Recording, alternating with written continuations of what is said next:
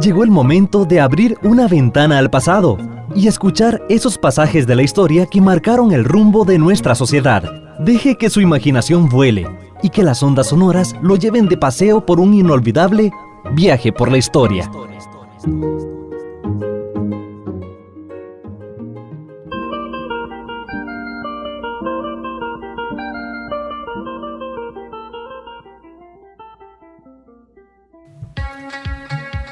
Los partidos comunistas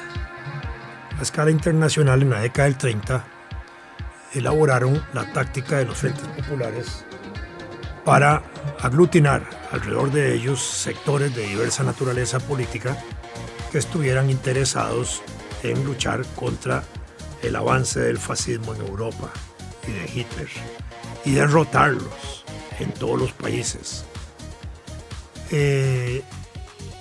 Costa Rica, a través de su Partido Comunista en 1935, participó en el 7º Congreso de la Internacional Comunista, donde se elaboró esa táctica de los frentes populares. Eso inmediatamente repercutió a todas partes del mundo por la inmediatez y la velocidad con que había que actuar contra el avance del fascismo. Rodolfo Guzmán, a pesar de haberse quedado un año viviendo en la Unión Soviética, comunicó inmediatamente al Partido Comunista de Costa Rica esta nueva situación y esta nueva elaboración táctico-estratégica para desarrollar como un elemento político de lucha. Al mismo tiempo, en 1935, en términos inmediatos al 7º Congreso de los Comunistas en Moscú, se realizó en La Habana una conferencia latinoamericana de partidos comunistas con el propósito de conocer los resultados del 7º Congreso del Internacional y traducir esas políticas que se habían gestado en el 7º Congreso a términos latinoamericanos. Al Congreso de La Habana participó por el Partido Comunista de Costa Rica Arnoldo Ferretto Segura. Desde La Habana, Arnoldo Ferretto Segura, conociendo estos nuevos elementos táctico-estratégicos de la Internacional Comunista, trató de comunicar al Partido Comunista de Costa Rica esa línea de acción para tratar de influir en las elecciones de 1936, en el año 35, la posibilidad de crear un frente político electoral que enfrentara a León Cortés, a quien no le tenían ninguna simpatía. León Cortés no tenían los comunistas simpatía por él por muchas razones, entre otras porque desde la década del gobierno de los Tinoco, de la dictadura de Tinoco, León Cortés se había distinguido ocupando puestos de represión política muy importantes, donde era bastante autoritario. Después, cuando fue diputado en 1925, oponiéndose y luchando contra la ley de accidentes de trabajo, influyendo en el Congreso para que esa ley no cubriera a los campesinos y solo a los obreros de las ciudades, que eran poquitos, con lo cual se perjudicaba a los campesinos, que eran la mayoría social que estaba en lucha por esa ley desde 1908. Después, porque siendo ministro de Obras Públicas en lo que se llamaba Fomento, en el gobierno de Ricardo Jiménez, 1932-36, se dedicó a reprimir al movimiento sindical en el sector de obras públicas que él dirigía y acompañando en la represión a los comunistas, a Teodoro Picado, que lo hacía desde el Ministerio de Educación en ese gobierno de Ricardo Jiménez, oponiéndose igualmente a que el Partido Comunista participara en procesos electorales con el nombre de Partido Comunista de Costa Rica, lo cual obligó al Partido Comunista a utilizar el nombre de Bloque de Obreros y Campesinos para participar en elecciones desde 1934 hasta 1942. De nuevo, la idea del Bloque de Obreros y Campesinos venía de esa tradición de los comunistas de la alianza estratégica entre obreros y campesinos y que venía de los congresos de la Internacional Comunista de la década del 20. De manera que cuando se habla del Partido Comunista de Costa Rica se habla del periodo que va desde 1931 hasta 1943. Después de 1943, con motivo de la alianza que hace el gobierno con la Iglesia y los comunistas, que el Partido Comunista cambió de nombre por Vanguardia Popular, el Partido Comunista de Costa Rica a partir de 1943 se conoce como Vanguardia Popular.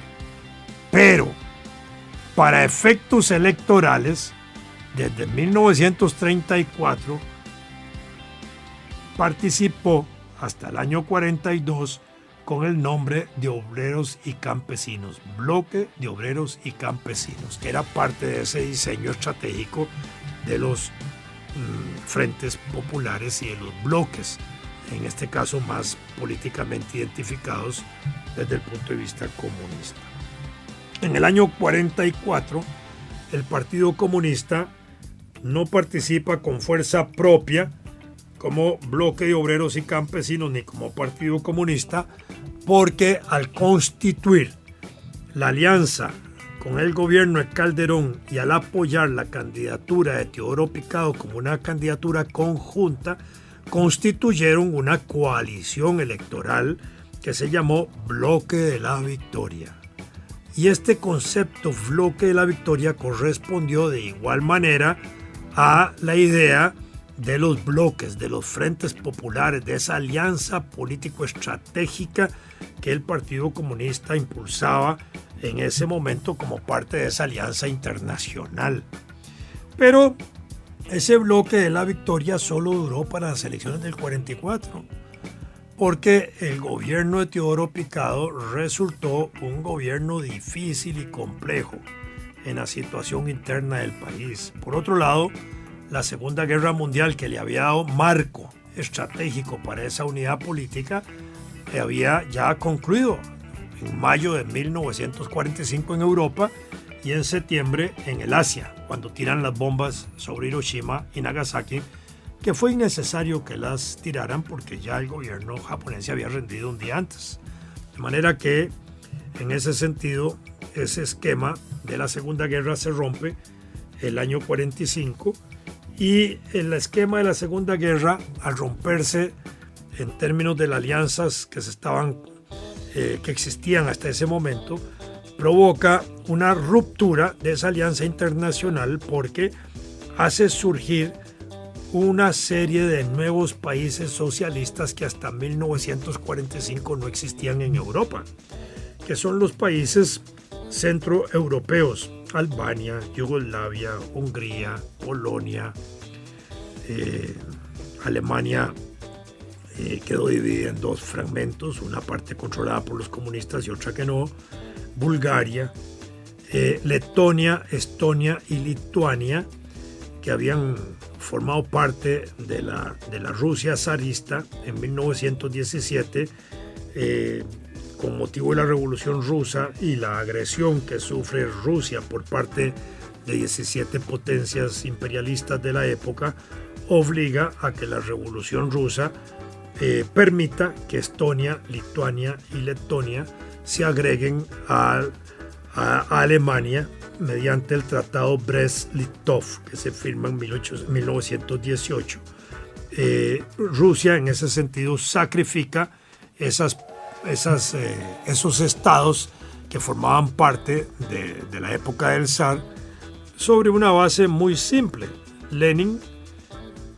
decide, desde el punto de vista táctico, que esas regiones o esos países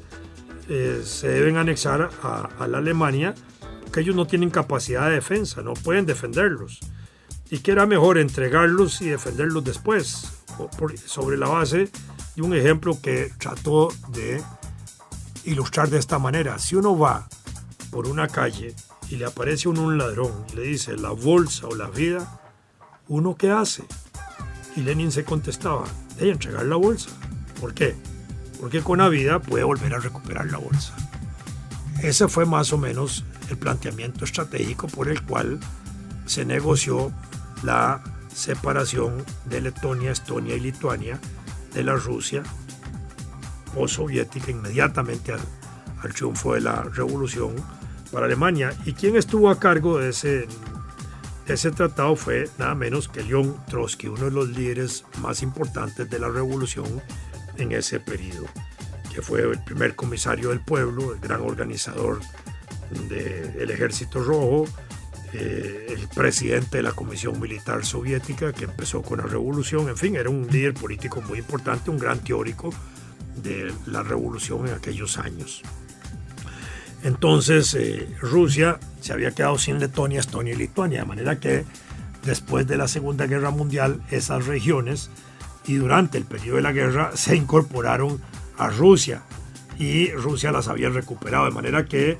la Rusia comunista y la Unión Soviética, como gran unidad de países que habían integrado la Unión de Repúblicas Socialistas Soviéticas a partir de 1922, se ampliaba en el escenario con países independientes que no eran miembros de la Unión de Repúblicas Socialistas Soviéticas, pero que construían gobiernos socialistas llamados democracias populares, como esos que mencioné. Y frente a eso, se quiebra el eje internacional de alianza que había contra el fascismo, que ya estaba derrotado, y surge inmediatamente, impulsado por Winston Churchill, una política de ruptura de esa alianza y de anticomunismo mundial, que provoca nuevas alianzas estratégicas en la lucha contra el comunismo, la lucha anticomunista mundial. Churchill desarrolla dos conceptos imaginarios: la cortina de hierro, para tratar de ubicar una separación entre los países comunistas de Europa y los países no comunistas, y una llamada cortina de bambú, que tenía una similitud igual en relación a los países que en el Asia estaban formándose ya como países independientes de impulso comunista, que van a culminar con la Revolución China, con las revoluciones independientes de Indochina, Laos, Vietnam y Camboya, y con la lucha que se da en la República en el Reino de Corea, que termina en 1950 con la separación de las dos Coreas y una guerra interminable de 3 años, muy brutal. Y frente a eso, entonces se crea ese concepto de la cortina de bambú. Esa circunstancia hace que el gobierno de Teodoro Picado, en términos nacionales, también se aleje de la alianza con el Partido Comunista. La Iglesia, hay que decirlo, se mantiene aliada, respetando los pactos del 43, y se mantiene leal a esa alianza hasta los sucesos de la Guerra Civil y durante el periodo de la Junta de Gobierno y hasta la muerte de Monseñor Sanabria después de la Junta de Gobierno. Mientras tanto, ese anticomunismo mundial se había traducido en Costa Rica en boca y letra de Otilio Ulate, que le había tocado como periodista cubrir las últimas semanas de la guerra y se había empapado de ese elemento anticomunista que impulsa a Churchill.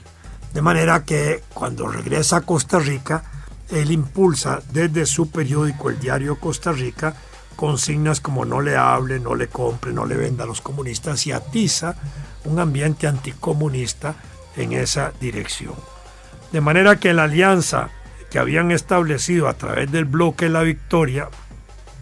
entre Calderón, los comunistas, y Teodoro Picado para impulsar la candidatura se debilita estrepitosamente. Y de hecho no funciona.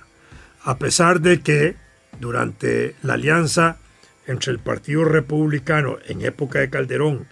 y los primeros meses de época de Teodoro, en algunas ocasiones el propio jefe del Partido Comunista, que era diputado desde 1934 hasta 1948, Manuel Mora Valverde, fue también jefe parlamentario de los republicanos como resultado de esa alianza. Ya en el 46 la situación no opera de esa manera. Ya en el 46 y en el 44, bajo el gobierno de Teodoro, la distancia entre ambos partidos, comunista y gobierno, y del gobierno se había hecho cada vez más distante. Y por eso es que entran a las elecciones del 48 con partidos independientes. El Partido Comunista entra de nuevo con el nombre ahora sí de Vanguardia Popular, primera vez que participa con el nombre de Vanguardia Popular en las elecciones, porque en el 44 lo hizo con el nombre de Bloque de la Victoria y hasta el 42 lo había hecho con el nombre de Bloque de Obreros y Campesinos. En el 48 entra con el nombre de Vanguardia Popular, separado del gobierno. Y el Partido Republicano lanzaba la candidatura del doctor Calderón Guardia. Los comunistas no estaban de acuerdo con esa candidatura a la reelección del doctor Calderón Guardia. Eso fue lo que produjo parte del alejamiento. Había más razones personales que políticas del doctor Calderón Guardia de lanzar su candidatura. La elección del 44, en ese sentido, se produjo en condiciones muy tensas, cuando la oposición controlaba el aparato electoral, cuando la policía de parte del gobierno actuaba brutalmente contra la oposición y contra los comunistas también. La policía estaba jefiada por un elemento extranjero de apellido Tavío, que le encantaba dar cincha y garrote a todo mundo. Se produjeron atentados en el interior del país contra los comunistas, contra los locales sindicales de los comunistas, contra la casa de Manuel Mora, hasta un atentado contra la casa de Mamá Hugo, atentados contra La Tribuna, periódico del gobierno.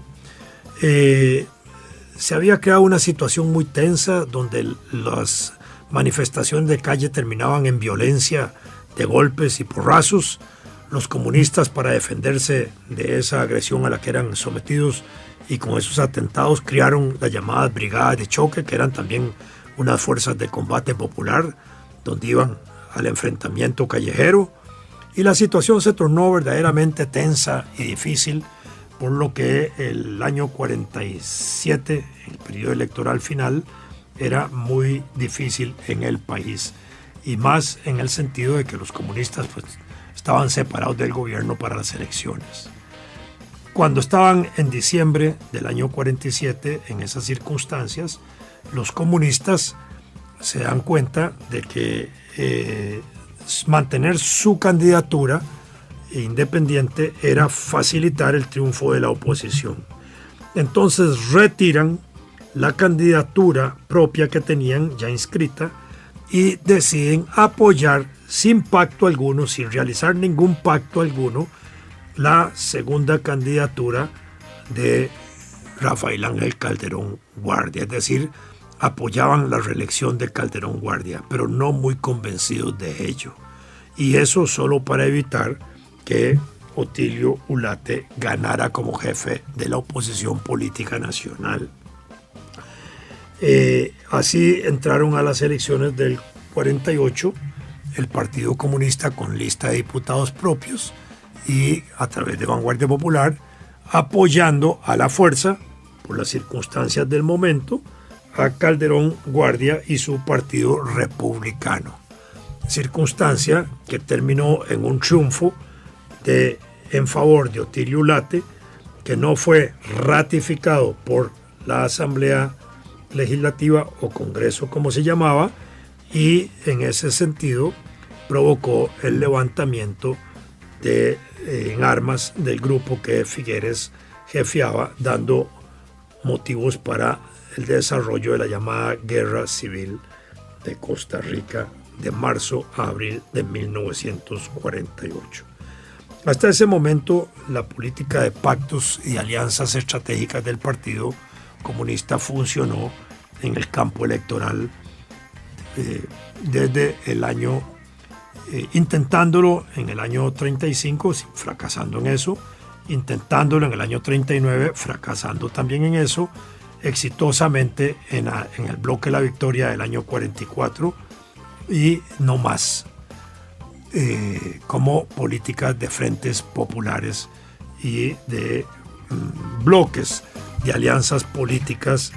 interesadas más allá. Obviamente la alianza alrededor de las garantías sociales fue un elemento de elevada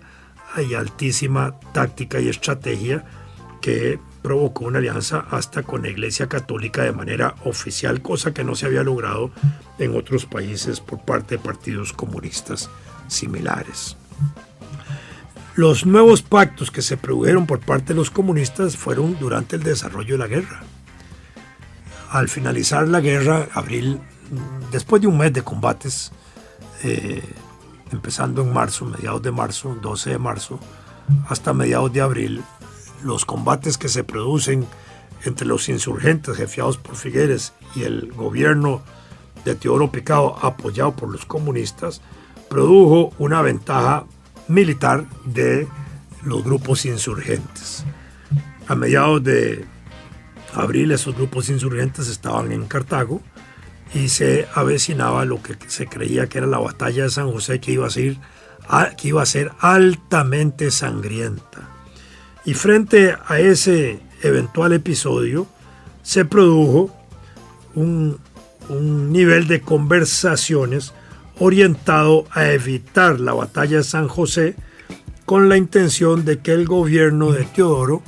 abdicara o cesara y diera margen para que las fuerzas insurgentes entraran al gobierno y restablecieran desde ese punto de vista la democracia y le dieran el poder o el gobierno a Otilio Ulate, que había sido presidente electo y en nombre de quien se había desarrollado la guerra civil de 1948. El resultado de ese final de año, de ese final de mes de combates, se produce con la iniciativa de reunir en Ochomogo, ahí entre Cartago y San José, en esas montañas, a los líderes de la insurgencia, José Figueres, y líderes del gobierno y del Partido Comunista. A ese encuentro de Ochomogo no asistió el gobierno de la República. El gobierno prácticamente estaba disuelto. De hecho, los comunistas tenían el mando del gobierno en la práctica y por eso se hacen presentes en Ochomogo Manuel Mora Valverde, que era el secretario general del Partido Comunista, y Carlos Luis Fallas, que era diputado comunista y jefe del Estado Mayor militar y uno de los jefes del Estado Mayor del gobierno. Y por el lado de Figueres se presentan Ochomogo, don Pepe Figueres, José Figueres y el padre Benjamín Núñez Vargas. Benjamín Núñez era un sacerdote formado en las lides sindicales, impulsado así por Monseñor Sanabria. Había constituido la Confederación de Trabajadores Rerum Novarum. El Partido Comunista le había cedido un campo para que fuera miembro de la Junta Directiva de la Caja Costarricense del Seguro Social, junto con Rodolfo Guzmán, que era el otro representante obrero en la Junta, y él había desarrollado ya un movimiento sindical independiente del gobierno, independiente de la Iglesia, que se vinculó en la década del 40 a los grupos opositores. Ellos fueron los firmantes del Pacto de Ochomogo. No hubo otros firmantes, no hay gobierno. Monseñor Sanabria quiso asistir a Ochomogo, pero no había garantías para cuidar de su vida, de manera que así se firmó el Pacto de Ochomogo, con el cual se deponían las armas, se le entregaba el gobierno a Figueres y el Figueres se comprometía a respetar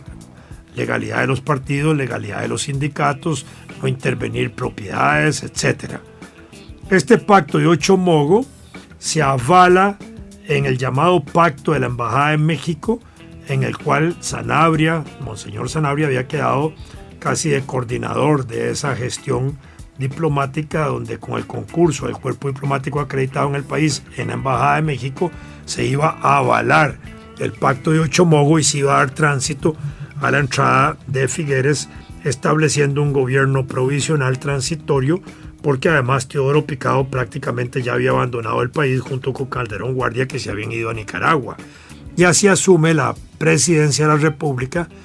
el designado a la presidencia, el ingeniero Santos León Herrera, por el resto del periodo, finales de abril y hasta el 8 de mayo, del gobierno de Teodoro Picado. ¿Para entregarle el poder a quién? ¿A Otilio Ulate? Así era, pero no se le entrega a Otilio Ulate, porque al mismo tiempo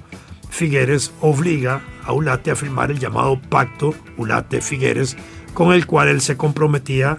a entregarle el poder 18 meses después de que él ejerciera el gobierno de la República, una vez que asumía después de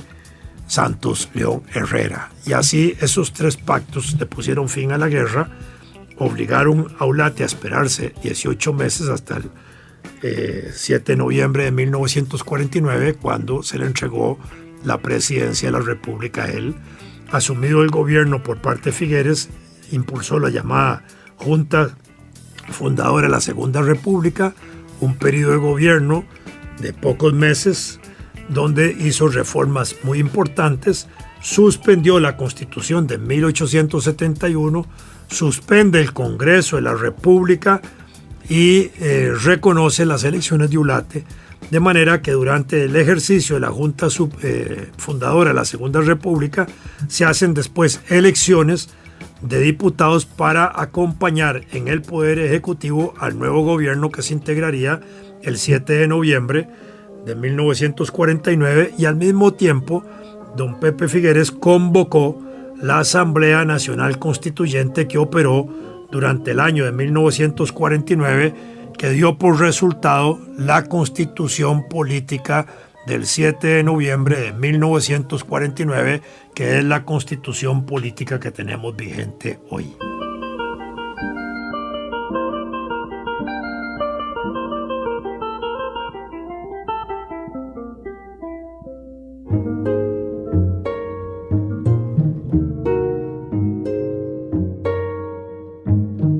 Acompáñenos la próxima semana y sumérjase en el mar del conocimiento de la historia y deje que su imaginación vuele una vez más y que las ondas sonoras lo lleven de paseo por un inolvidable viaje por la historia.